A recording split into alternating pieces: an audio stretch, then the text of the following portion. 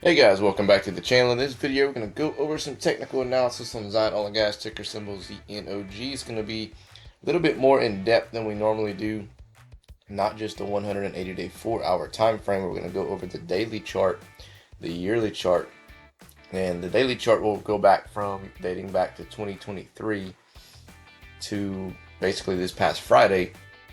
But we're going to start off on the 180-day 4-hour time frame just because it's more relevant to us in the short term.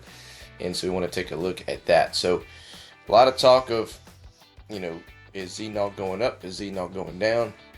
And honestly, no one fully knows, right? So all we can do is look at what the charts are telling us and then just kind of wait on any type of updates that could come out from the company this week. So days right off the bat, okay, if you're new here, days to kind of look for in regards to email updates or PRs or Mondays and Thursdays. That's typically their days historically that they would reach out and send something out.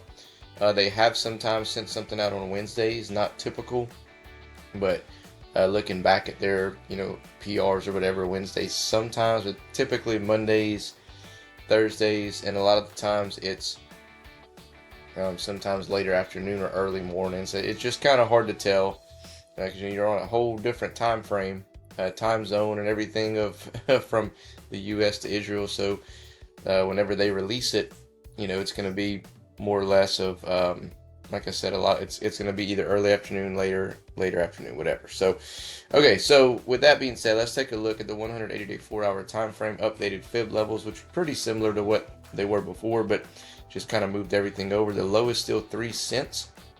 The high is basically still about 27 cents for this period. The good news, honestly, here is after the annual shareholder meeting, basically, this whole month of June, we've just been kind of consolidating in this channel back and forth here. If you see, we hit a high of about 21 to 22 cents. We fell down, but we're seem to be holding steady at about 18 cents. We even popped our head above and hit 19 and a little over 19 actually on Friday, which is kind of interesting. The main indicators that I'm looking for here are a couple. So I'm looking at the MACD for one, and as you see here, we're still in a bullish pattern on the 180-day 4-hour time frame. And what we want to see is if we cross over from bullish to bearish, that we don't want it to these lines to really separate themselves too much or really take the volume out of it. If there's more volume on the selling side than the buying side, then that's not going to be necessarily a good thing either. But as you see here, we held at 15, came in, people came in and bought once, twice, and then now we're holding here at about 17, 18 cents. If we fall below 18 cents again and we come down to retest this level, you want to see it for sure bounce again. If it breaks below, then that's not necessarily a good sign there. However, or if we cross over from bullish to bearish, maybe just a slight little pullback and we hold at 18. Okay, but I think we still have some room to kind of come up and pop our head and maybe even retest this 21 cent level. All right, wouldn't be great to see it get rejected again here, but if we do, it wouldn't be terrible for it to come down and pop up off above 18. Okay, because if you look here, the trend was actually broken and we fell down, and then now it just could be a recovery trend here to where now we're starting the uptrend back up again. Now, so your next level of resistance is 21, basically call it 21.5 cents. Okay, and if we get to 21.5 cents and we get through that and then we hold, then you got 27 right here you're looking to kind of come and take out. All right, so now let's take a look at the yearly chart, 1 day, the 1 day, 1 year. Let me go back to this and just show you one more thing. Forgot to show you. So the golden cross breakout indicators. All right, this is a really important indicator to me. And as you see here, they're lighting up on the screen here. All right, that blue line, which is we want above the pink line, which is here, it's still above that pink line. All right, barely, but it's still above it. All right, so the thing we want to see is we want to see it hold at these levels, because if it falls back down into like the 16s or the 15s, then that's going to signal potential move for more downside. So this is the 180-day 4-hour time frame.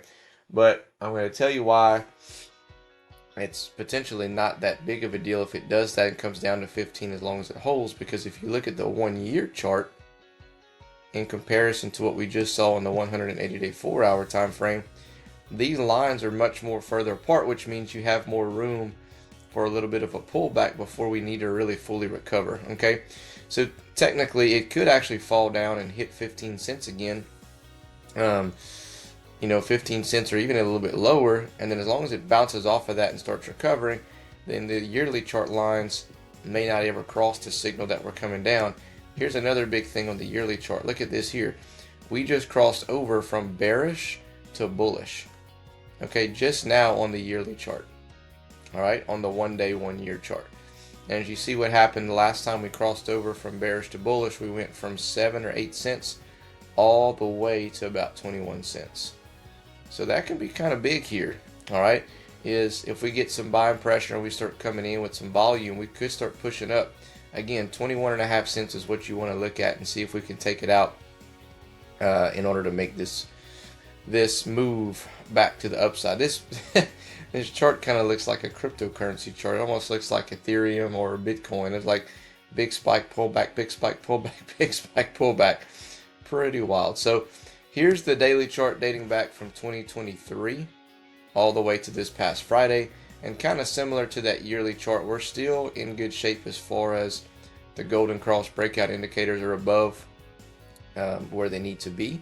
And if we take a look here at the golden cross, as you see the blue line, there's a nice bit of space separating the two here, and we did just cross over from bearish to bullish on that daily chart. So does that mean we're just going to start shooting up? Not necessarily, because every now and again you have that happen and not a lot of buyers come into the game.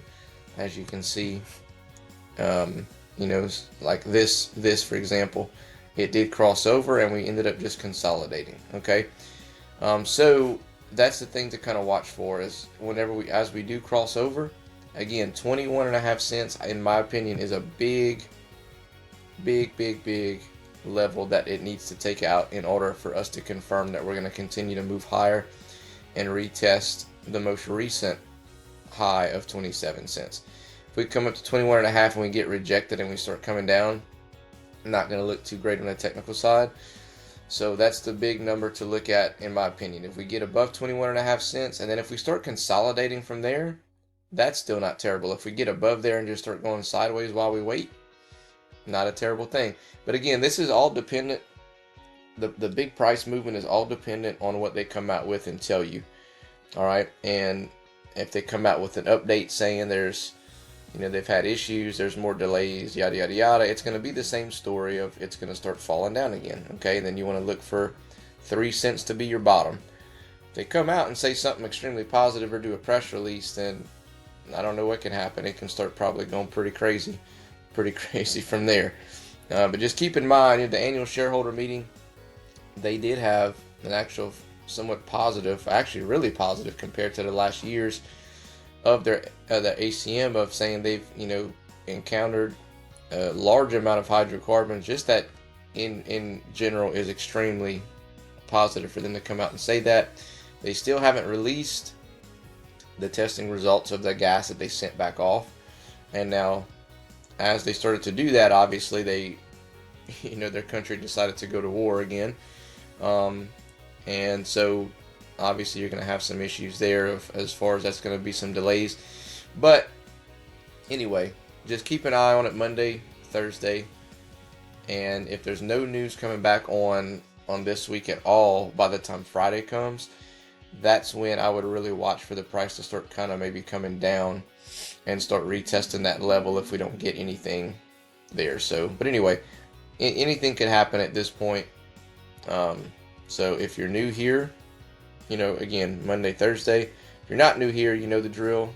If you're flipping it, okay, those are the levels you're looking for. Falls to 15 and bounces, you could grab it and ride it up to 18, and then 21.5 cents.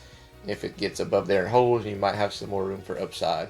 on that. So that's all I got for this one, guys. Let me know your comments below. Other than that, we'll catch you in the next one.